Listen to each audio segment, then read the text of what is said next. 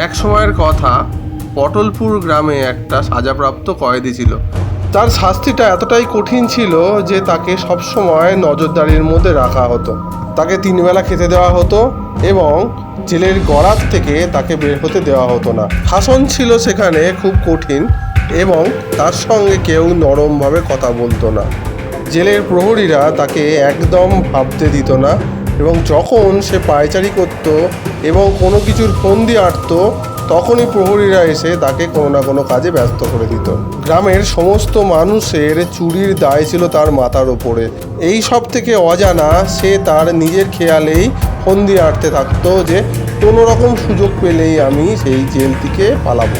সে জেলের প্রহরীদের সমস্ত ছোট থেকে ছোট কার্যকলাপও নজরে রাখতো এবং তার মধ্যে থেকে কীভাবে বেরিয়ে আসা যায় সে সেগুলো ভাবতো। তার ভাবনার অবসান হলো এবং একদিন সে সত্যি পালানোর সুযোগ পেল। সে প্রহরীদের চোখে চোখে রেখেছিল এবং যখনই অন্যমনস্কভাবে গরাতের দরজাটা খোলা ছিল, তখনই সে প্রাণপণে দৌড়তে লাগলো। তার আগে থেকে এই ছক বানানো ছিল যে কোন কোন রাস্তা দিয়ে সে দৌড়লে তাড়াতাড়ি জেলের বাইরে বেরোতে পারবে এবং সেই পরিকল্পনা মাফিকই কাজ করলো। কি মজাই না হচ্ছে! কতদিন পরে এই তাজা হাওয়া পাচ্ছি। এবারের জেলের সময়টা একটু বেশিই লেগে গেল। তা হোক, শান্তিতে তো বেরোতে পেরেছি। চলো এইবার আবার আনন্দ করব। গ্রামের অপর প্রান্তে ঘটছিল একটা ঘটনা।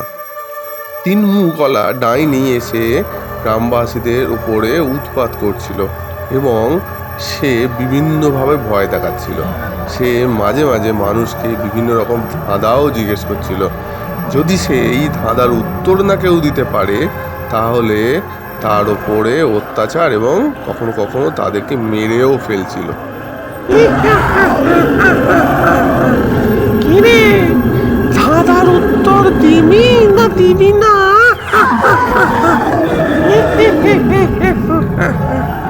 3 মাথা ডাইনি, ধাঁধা বলা কাজ। উত্তর না দিতে পারলে শেষ তুই আজ। একবার তোদেরকে পাই, তারপর ধাঁধা এমন দেব পেঁচে পেঁচে পেঁচ পড়ে যাবে।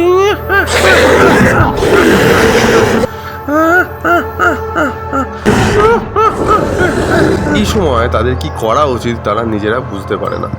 3 মাথা ডাইনি যেন দিন দিন আতঙ্ক বাড়িয়েই চলেছে। এভাবে আর চলবে না। হ্যাঁ, তোমরা ঠিক বলেছে। খুব জ্বালাচ্ছে ওই ডাইনি। ওকে খতম করতে হবে তাড়াতাড়ি, না হলে আর শান্তি নেই আমাদের। ওই তো পণ্ডিতজি আসছেন। উনি এবার বাতলাবে আমাদের কি করতে হবে। চলো যাই, উনার কাছে জিজ্ঞেস করি। পণ্ডিতজি যেরম পুজো করে সেরম ভূতও ছাড়াতে পারে। আর এই পণ্ডিতজি অনেক পুরানো পণ্ডিতজি আছে গ্রামের। কি বলো গ্রামবাসীরা? পণ্ডিতজি মুশকিল আসান করে দিবে। আমি বুঝেছি বৎস, তোমরা ওই 3 মাথা ডাইনির উৎপাতে খুব উদ্বিগ্ন। আমি জানি ওকে কিভাবে তাড়াতে হবে। আমি সব কিছু ভেবে নিয়েছি। আমাকে বলতে হবে না, আমি সেই পথে যাচ্ছি। গ্রামের একটা মানুষ এসেছে, তাকে দিয়ে আমি এই 3 মাথা ডাইনিকে তাড়াবো। আর কিছুদিনের মধ্যে ওই 3 মাথা ডাইনির পলায়ন নিশ্চিত। কি বলো সালমা বিবি আর রোশন ভাই? পণ্ডিতজির কথা শুনেই একটু শান্তি হলো। ওই পথই আমরা স্মরণ করব। অন্যদিকে জেল পালানো কালু ডাকাত ঘরের মধ্যে বিশ্রাম করতে আসে। বাবা, অবশেষে সেই ফেলে রাখা পুরনো ঘরটাতে ঢুকলাম। কি আনন্দই না হচ্ছে! কিন্তু গ্রামটা কিরকম শুনশান লাগছে। যা পরে হোক, আমি তো শান্তিতে ঘুমোবো এবার। আর পাচ্ছি না, ঘুমোই বাবা। এই বলে সে শান্তির ঘুম ঘুমোতে থাকে। অন্যদিকে কালু ডাকাতকে স্বপ্নের মধ্যে পণ্ডিতজি স্বপ্নাদেশ দেয়। হে কালু ডাকাত, তোমাকে আমরা বেছে নিয়েছি এই ডাইনিকে মারার জন্য। তুমি তো জানো যে ঈশ্বর যা করে মঙ্গলের জন্য করে। তোমাকে বেছে নিয়েছে ওই ওপরওয়ালা এই ডাইনিকে বধ করার জন্য। এই ঈশ্বর জানে যে তোমার এই জন্মে অনেক পাপ, কিন্তু এই পাপ মুক্তির জন্য একমাত্র এই পন্থাই ওই ওপরওয়ালা বেছে নিয়েছে। যাও, তুমি তোমার কর্তব্যে আহ্বান করো। যাও, বিজয়ী হয়ে ফেরো, যাও যাও। কালু ডাকাতের স্বপ্নের মধ্যে ডাইনি যেন তাদের কথা কিছুটা আন্দাজ করে এবং ভয় দেখাতে চলে আসে। কিন্তু কিন্তু পণ্ডিতজি, এ তো 3 মাথা ডাইনি। আমি এর নামে অনেক কিছু শুনেছি।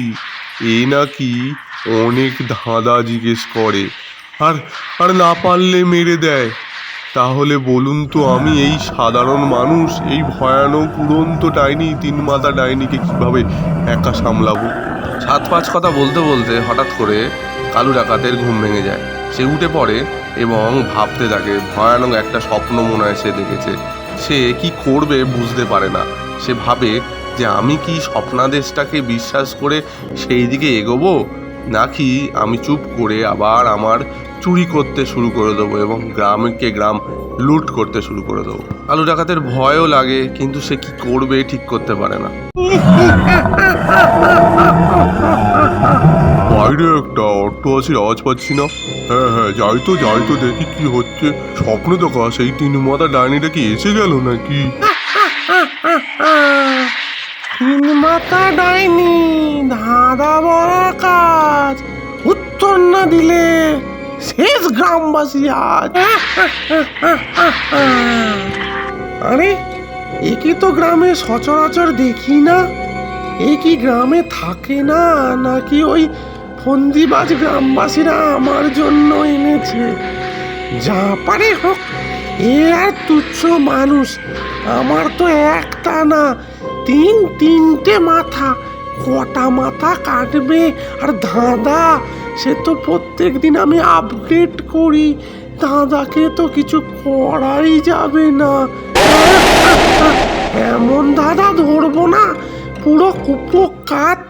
চাই আমি আমার গুহার মধ্যে গিয়ে একটু বিশ্রাম করি। আরে, এ তো সেই স্বপ্নে পণ্ডিতজি আমাকে যে বলেছিল সেই 3 মাথা ডাইনি।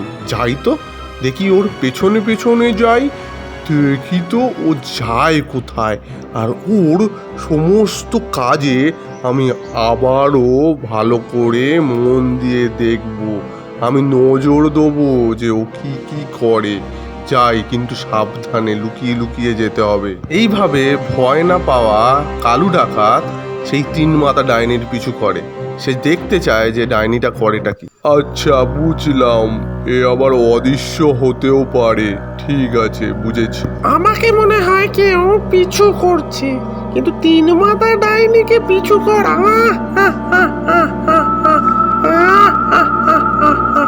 এটা তো অসম্ভব। যাই, তাড়াতাড়ি একটু পা চালাই। সারাদিন মানুষকে কত ধাঁধা ধরতে হয়, কতবার না পারলে তাদেরকে মারতে হয়, কত পরিশ্রমের কাজ। আর এই দায়িত্বের জন্য না ভাবছি একটা অ্যাসিস্ট্যান্ট রাখবো। এদিকে কালু ডাকাত সমস্ত কিছুর পরিকল্পনা করে নিচ্ছিল এবং কি ভাবে সেই ডাইনিকে বধ করবে সে ভাবছিল। এইবার এতে তার ভয়ের বদলে আনন্দই হতে লাগছিল। না, আমাকে আর ভয় পেলে চলবে না। অনেক গ্রামবাসীকে ক্ষতি করেছি।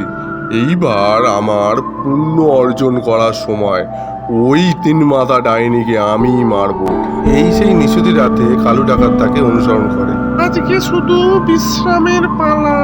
সারাদিন অনেক ধাঁধা ভাবতে হয়েছে, আর ভাববো না, তাড়াতাড়ি যেতে হবে। বাবারে, ডাইনিটা গেল কোথায়? হঠাৎ করে উধাও হয়ে গেল। ডাইনিটা যতই আমাকে বোকা বানাক, আজকে আমি ওর আড্ডায় যাব এবং ওকে আমি খপাত করে ধরবো।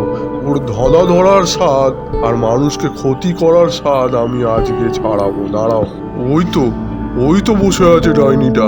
আমার মনে হয় ও কালকে মানুষকে বিরক্ত করবে বলে অনেক ধাঁধা ভাবছে এবং কিছু মনে হয় ফন্দি গাঁটছে। ওকে ভাবতে দিলে চলবে না। ও তো আমাকে দেখে ফেললো। ডাইনি মানুষকে দেখে অবাক হয়ে যায়। ভালো হয়েছে মানুষের বাচ্চা, তোকে এবার ধাঁধার উত্তর দিতে হবে। তোকে 3টে ধাঁধা জিজ্ঞেস করব, সেই ধাঁধার যদি উত্তর দিতে পারিস তাহলে তোর মুক্তি, আর না হলে তুই এই মানুষের মধ্যে ফিরে যেতে পারবি না। তুই এমনি দাগি আসামি, কেউ তোর খোঁজই রাখবে না। ঠিক আছে, আমি তোমার প্রস্তাব মেনে নিলাম, কিন্তু আমি যদি জিতি তাহলে তোমাকে আমার শর্ত পালন করতে হবে। বলো, তুমি রাজি? হ্যাঁ মানুষের বাচ্চা, তাই হবে। তবে শোন, প্রথম তোর দাদা, যার পা আছে কিন্তু হাঁটে না, মুখ আছে কিন্তু কথা বলে না, মাথা আছে কিন্তু চিন্তা করে না, বল দেখি এটার উত্তর কি হতে পারে? এটা তো খুব সোজা, এটা হবে বই। ঠিক আছে, বল তোর দ্বিতীয় দাদা। একদম ঠিক বলেছিস। এইবার আমার দ্বিতীয় ধাঁধা, সাদা সাদা বরফের মতো, কিন্তু স্পর্শে লাগে গরম, খেলে যেটা শিশুরা, নামটা কি বলো এখন? বল দেখি এটার উত্তর। আমি তো নিশ্চিত যে তুই এটার উত্তর দিতে পারবি না। ডাইনির শর্ত মতো প্রথম মাথা যে প্রশ্নটা করেছিল সেটার উত্তর কালু ডাকাত দেয়, এবং দ্বিতীয় মাথার প্রশ্নটা সে ভেবে উত্তর দিতে থাকে। এটা তো আরো সোজা, এটা হবে দুধ। এবার দ্বিতীয় প্রশ্নটা তুই জিজ্ঞেস কর। এইভাবে তিন মাথা ডাইনির দুটো মাথার ধাঁধার উত্তর সে দিয়ে দেয়, এবং তৃতীয় মাথা প্রস্তুত হয় তাকে প্রশ্ন করার জন্য। দেখ, এখনো তোর কিন্তু হারার সুযোগ আছে, তাড়াতাড়ি হেরে যা, নাহলে গ্রামবাসীকে কিন্তু আমি বাঁচাবো না। বল দেখি তৃতীয় ধাঁধাটা। এইবার তৃতীয় মাথাটা প্রশ্ন করতে শুরু করে। দিনে থাকে লুকানো, রাতে আসে আলো, ছায়া ফেলেও যায়, বলো সেটি কি ভালো? দেখ ডাইনি, আবারও তুই ভুল করে ফেললি। এটা হচ্ছে চাঁদ। বল, এবার আমি আমার শর্তগুলো বলি। তোকে এবার এই গ্রাম ছেড়ে অনেক অনেক দূরে চলে যেতে হবে। আমার এই গ্রামবাসীকে তোর আর জ্বালালে চলবে না। জানতাম রে, জানতাম তোর এইরকমই একটা শর্ত হবে। আমিও হেরে আর গ্রামবাসীকে মুখ দেখাতে চাই না, আমিও চলে যাব। কি মজা, কি মজা! ডাইনিকে আমি তাড়িয়ে দিলাম, আবার যে সে ডাইনি না, তিন মাথা ডাইনি। এটা আমার চূড়ান্ত অপমান। হ্যাঁ হ্যাঁ, এইরকম অপমান আমি আর জীবনেও হয়নি। এইভাবে গ্রামটা মুক্তি পেল।